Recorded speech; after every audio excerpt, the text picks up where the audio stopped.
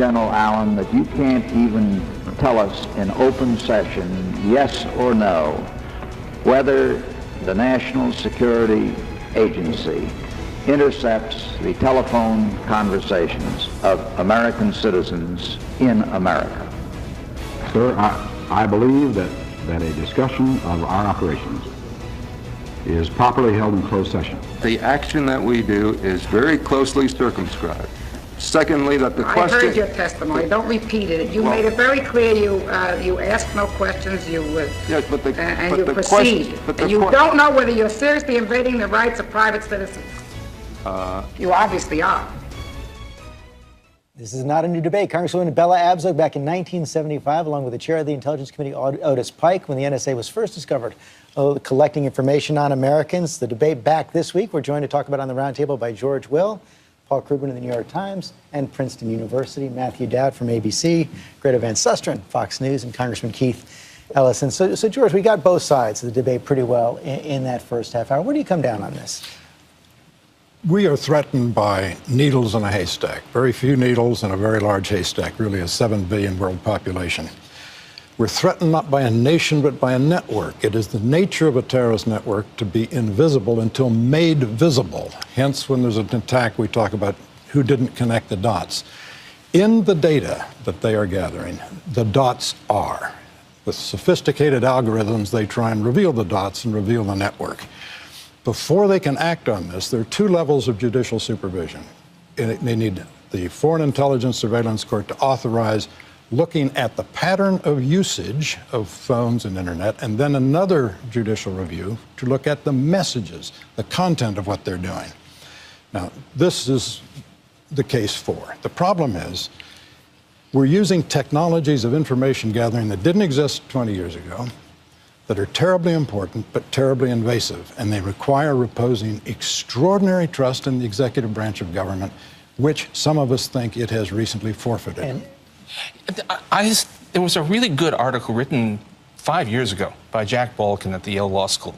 He said that technology means that we're going to be living in a surveillance state. That's just going to happen. But there are different kinds of surveillance states. You can have a democratic surveillance state which collects as little data as possible and tells you as much as possible about what it's doing. Or you can have an authoritarian surveillance state which collects as much as possible and tells the public as little as possible. And we are kind of on the authoritarian side. Well, let me bring that to Congressman Ellison, because you're not on the Intelligence Committee. No, I'm not. Correct. But you are a member of Congress. The president had said on Friday that every member of Congress has access to the information. Can you just first start out by explaining what a member of Congress who's not on the committee knows about this program or can know about this program? I'd say almost nothing. The reality is you can't bring your staff in there. So we are moving around Capitol Hill at lightning speed. Nearly every member of Congress is. If you can't get any staff support, that means you got to go into that room. You got to sit there and pour through documents over the course of hours. But are you allowed to see everything? I don't think I am. I'm allowed to see certain things, and they tell us it's available if you make time at certain times and places to go see it. But the fact is, no, I am not aware of this program that was revealed today. I have no notice. We checked our emails and our notices. We were never told that we were able to find out the information's been revealed this week. So I think it's a fiction. It's a fiction that everybody in Congress knows. No, nobody, very few people in Congress. So you voted on it, but without full knowledge. I voted against the Patriot Act. You voted against it. And I voted against it because we don't know what we don't know. I don't know what they're up to. I take issue with George on one thing. Why does this have to be secret? Why can't we know about this? Maybe, if we all know about it, we all agree that it's a good idea. We live in a very different society, but we're supposed to have a transparent government. Well, we don't have. How much should we know, I guess? We should know it exists. So that we know there are cameras in Boston, and people apparently like cameras in Boston. Why can't we know their phones? Like, if everybody knew that the phone numbers are being kept or maintained by the NSA, maybe the terrorists would start using Pony Express and smoke signals. We'd slow them down a little bit. They'd use some other means of communication. But now we're giving them we're giving them password and letting them think that maybe they can do it fast and slippery through the internet. The second thing is the FISA court that gives the permission. The FISA court, and I got to give credit to Rick Klein of ABC News. He tipped me off to it that there's a 2012 letter from the NSA to Senator Harry Reid, and there are 1,789 requests in calendar year 2012 or until August 30th, 2012. 1,789 requests. Of the 1,789 requests for authorization, one was withdrawn by the government. All the other ones were granted. It's a rubber stamp. It's a rubber stamp. And what they should have is some public counsel or somebody at least arguing on the other side. It's a totally one-sided operation. Well, that's the other problem. At this court, only the government presents right. the arguments. And look at what they did with the warrant with James Rosen. You can see that they do go in and they present warrants to judges that are rather questionable warrants, and judges just sign them. And now, and what do we think about 1,788 out of 1,788? George, I think there's a couple of points here. First is that the idea that the president stands up there and people in administration stand up there and say, don't worry about this. We're not listening to your phone calls, so it's okay. It's not that much of an invasion of privacy. Anybody that understands, and I have a pretty good understanding of how data is collected and how data is collected on phone records, is that you can do a complete lifestyle analysis of somebody, and it's actually a deeper invasion of privacy to do this sort of... But they're saying they don't do that unless they can what go they're back saying and get is, a warrant. trust us. Trust us on this. They're saying that we're doing this, we're going to protect you. And that's my second point on this. This is a balance between an erosion of civil liberties and a protection of public safety. And what the Congress and the president is telling us is there's a serious erosion of civil liberties. They don't say there's not an erosion of civil liberties. They say it's worth it to erode civil liberties in this way because it's going to protect you in a certain way. We're not going to tell you how many of you are protected. We're not going to tell you how many times it happens. But trust that we're going to be able to do this. We're learning a little bit about that, though, and let me bring this to George Will. I think, almost 1,500 reports from this NSA program made it into the president's daily brief, about 1 out of every 7 intelligence reports. That would seem to indicate some use from this information. And we heard the chair say that at least in 2 cases, they believe at least, that the program helped stop an attack. And to the extent that we can do so without revealing methods and sources, we ought to make this public. I actually agree entirely with Greta. Pat Moynihan wrote a wonderful book on secrecy. He said secrecy, A, makes the government stupid because it hides secrets from itself. B, it encourages paranoia because people don't know what's going on. C, conservatives ought to understand secrecy is government regulation. It's government regulation of information, and they ought to be skeptical about it. But all 6 of us already this morning have left a digital trail. We've used a credit card, we've used a cell phone. It's constant and ubiquitous. One thing worth saying also, the notion that revealing this is telling the terrorists something. It's saying only if the terrorists haven't watched a single TV thriller in the last 20 years, right? Everybody knows. Everybody has to have suspected that something like this was going on. But as Greta says, they can't go to the Pony Express. There are limits to what they can do. They are a network. They have to communicate, and they're in a bind. So what are the next steps here? Well, I think we need to review the law. I think it casts too wide a net. And I think we ought to remember that the best way to protect the American public is to have active police work that follows up on leads that actually exist. Just figuring out, what somebody's phone calls are in Peoria or Minneapolis, for that matter, anybody who's not even connected, I don't think is worthwhile. And if it is, I think somebody needs to come make a case as to why they need that information. I think we passed this law when we were very much afraid and for a legitimate reason, and it's time to come back and really introduce privacy into the conversation. It also shows that, interestingly, how much different candidate Obama and Senator Obama was and what he said and what he's done as president of the United States. It's basically like, oh, I can say all this, but now that I'm president, I forget everything I said, forget everything I criticized George W. Bush for, forget everything I said about Dick Cheney, forget everything I said about the government, forget everything I said about we're going to make it transparent, we're going to make government transparent. Oh, by the way, everything George W. Bush did, I'm going to put on steroids because it's going to protect the public. Couldn't that be an honest consequence of reading those intelligence reports? Yes, but also... Then say it. Keep in mind, then be careful of what you say as a candidate and be careful of what you say as a U.S. I think senator. it's the nature of the job. The executive is always going to go right up to the line. It's the responsibility of the legislature to balance these important equities. Do you think Congress has done their job in overseeing? No, I don't. I think we need to peel it back, and we need to make sure that we're considering the Constitution when we write these kind of laws. This is where the IRS scandal metastasizes into a national security scandal.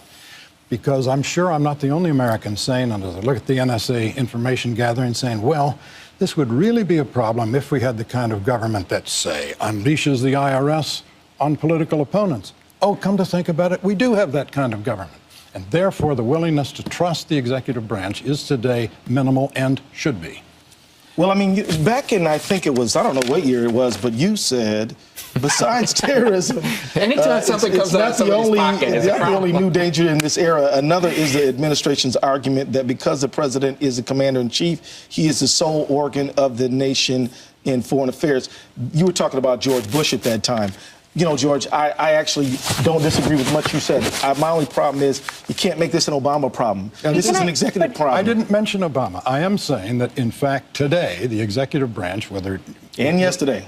And, well, we will find out. We should have lots of hearings about this. But the executive branch ought to be feared. This country was founded on a revolution primarily against what was called executive prerogative of the executive at the time, George III. No argument on that. But to take that, the whole issue is the credibility of the government. And you talk about, who can trust the government. We just saw Senator Dianne Feinstein do the most incredible two-step defending General Clapper in his testimony before... because she couldn't defend what he said in that. No, but she should have, you know what she should have said? She should have said, look, I can't defend it, ask him, he said it. Instead, she says, well, sometimes the questions are misunderstood. And, when she started backpedaling like that, just stand up, and have the courage to say, or when President Obama changes his mind on things about, well, I was a candidate and I thought this, I'm now sitting in the Oval Office, I now understand, I've changed my view. Have a little credibility and say the obvious. When you do that two-step, we also roll our eyes. The problem, Greta, as you and I talked about is that everything in Washington is viewed through a partisan lens. So if George W. Bush did something and Democrats didn't like it, it was bad. And if Barack Obama does something and Republicans don't like it, it's bad. And even things Barack Obama has done... Maybe it's time to stop that. But don't you see that? I agree.